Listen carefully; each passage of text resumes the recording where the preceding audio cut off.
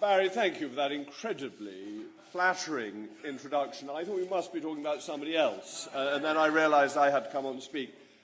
Crispin and I may have to disappear at very short notice because there's going to be a vote on Lord's amendments to the Tenants' Bill. So if we suddenly disappear in a puff of smoke, it is not that we have weakened or softened or given way, it is because the whips call.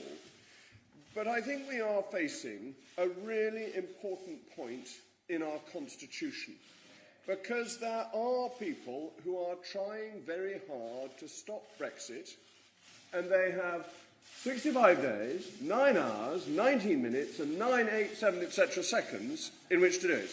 So they are going to do everything that they can in this remaining time not to delay Brexit, not to get a deal, but to keep us bound to the European Union.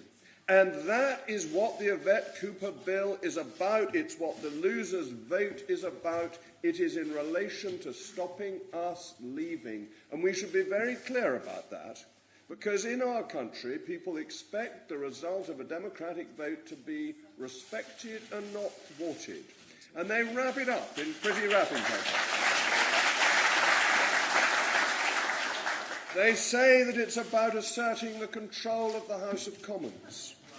The House of Commons has the ability to control things by a vote of confidence in the government. If the government is in office, we have established procedures between the legislature and the executive, and these are not being respected. But this self-same House of Commons, for which we are authoritatively told there is no majority for no deal, has voted through the Article 50 Act and the Withdrawal Act. So either the people who voted for those two acts, which includes the majority of parliamentarians for the Article 50 bill, the overwhelming majority of parliamentarians didn't know what they were doing, or they've forgotten. So either they were idle, or they're not quite as intelligent as they like to pretend.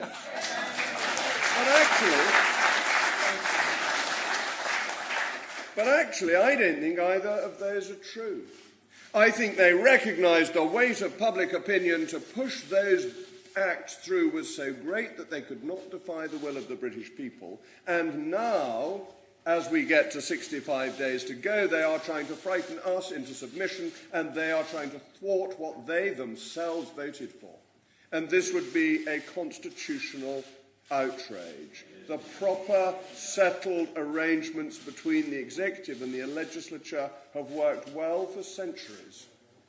In 1832, when they were going through the Reform Bill, there was an occasion when it was thought necessary that the king might have to come in person to dissolve Parliament, because the practice was, and I imagine still is, that if the king turns up in person to prorogue Parliament, any discussion stops straight away, whereas if it's done by commissioners, we can carry on gassing on for a little bit longer.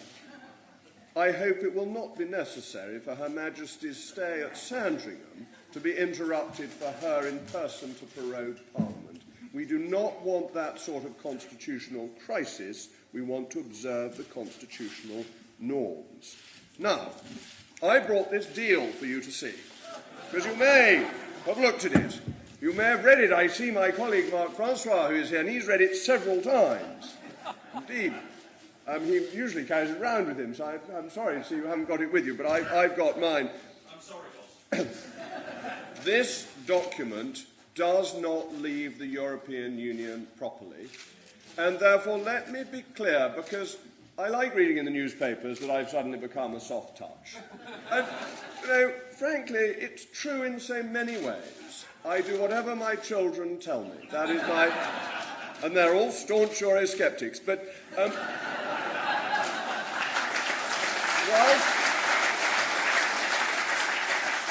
whilst I do wish, of course, for there to be a deal, I always wish to be in the same division lobby as the leader of the Conservative Party. I wish to be a loyal and dutiful supporter of the party I've belonged to for many years. This deal does not deliver Brexit, and it has more than one problem. But overwhelmingly the biggest problem is the backstop, because it divides our nation between Great Britain and Northern Ireland.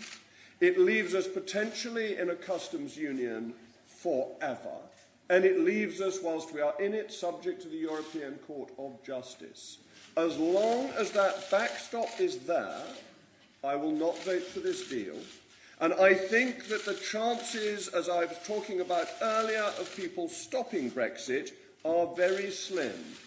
Of course, any deal would be better than not leaving at all. But this deal, against the risk of not leaving, is not good enough, and it needs fundamental change. But, ladies and gentlemen, I think at last things are going our way. We have heard stories coming out of Ireland that they would like to have a bilateral agreement to keep the border open, as the EU has toughened its line on the border between the United Kingdom and the Republic of Ireland. We've heard the Poles saying that they are more interested in their relationship with the United Kingdom because of our strong ties than they are particularly concerned about the Irish border. That's come from Daniel Kaczynski, who was himself born in Poland and is the tallest member of Parliament. We've heard that the Italians are beginning to think that these arrangements are not entirely satisfactory, and Mrs. Merkel has said she's willing to work day and night to get something done. So I think there is good news for us to hope that a reformation of this deal could be achieved that could make it acceptable. But, ladies and gentlemen, it is not there yet, and until it is, people like me will vote against the deal, and we will always support our friends in the Democratic Unionists Party, because we, ladies and gentlemen, I speak for myself and for Conservatives, and I accept that you are a broad church. I was handed a leaflet by the Communist Party as I came in. And I took it. It took me some time. I'm a bit slow, really. It took me some time to realise it was from the Communist Party, because it was pretty sound on the European issue.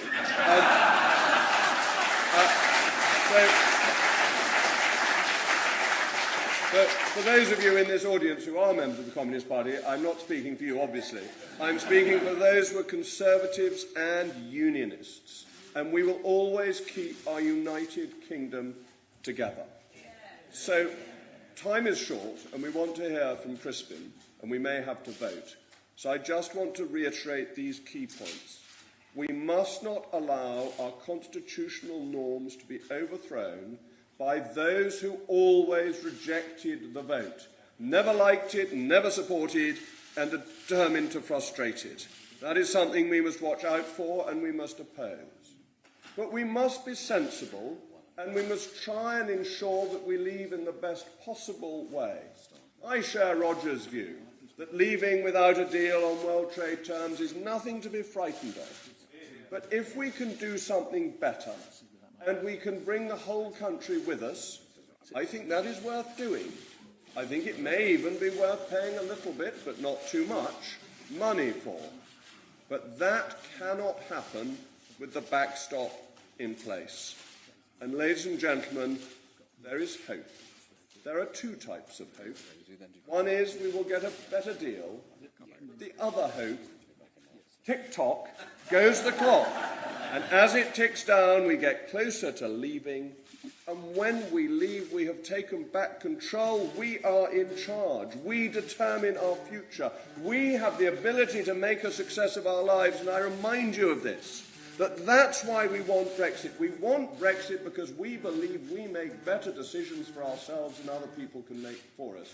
We believe that the nation-state is the right and legitimate and just body for making decisions about how we are governed. We believe that our democratic institutions will provide the best governmental solutions, and the freedom to throw people out if they don't come up with the best solutions is fundamental to how we understand our nation should run. This is such an exciting opportunity for our country. It is, in a way, a rebirth, a retaking of control to decide how we can establish and create the nation for the next generation, the next 50, the next 100 years. Let us not hold our breath for 65 days, because that might prove tricky.